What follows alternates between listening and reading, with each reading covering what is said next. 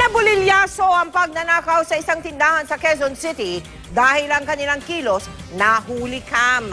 Kaya sa huli, kalaboso ang 5 suspect. Yan naman ang tinutukan ni Jay Sabale.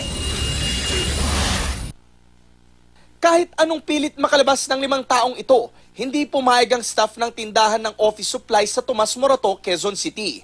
Kita ko yung guard namin na tinatanong ng babae na paulit-ulit na napalingon ako, ba't ganon? Tapos nagkaroon na po ako ng kutob, tapos chinek ko na po yung CCTV. Huling-huli kasi sa CCTV video na ito, ang di umano ay sabuatan nila para makapagnakaw sa nasabing tindahan.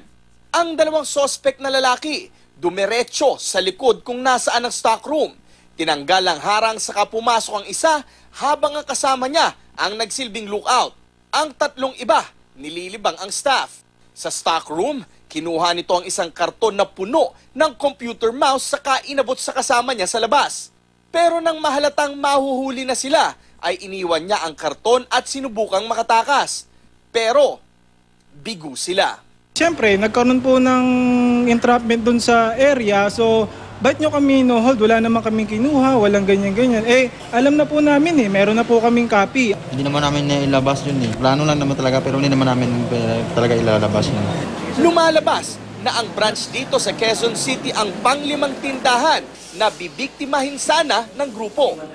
Una, nangyari ang pagnanakaw sa Bikutan noong Enero ng nakaraang taon kung saan nilimas ng 2 sospek ang laman ng istante at kaswal lang na lumabas ng tindahan.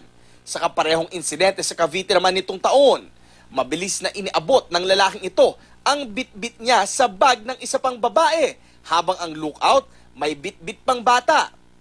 Lingid sa kanilang kaalaman ay nakakalat na sa iba't ibang branch ang kanilang mga litrato at kuha ng CCTV sa pagnanakaw. Nakakulong ngayon ang mga sospek na sina Alan Corvera, Michael Boncillo, Charla Deronio, Annalyn Perez at Mary Ann Datoon. Jay Sabale, nakatutok. 24 oras.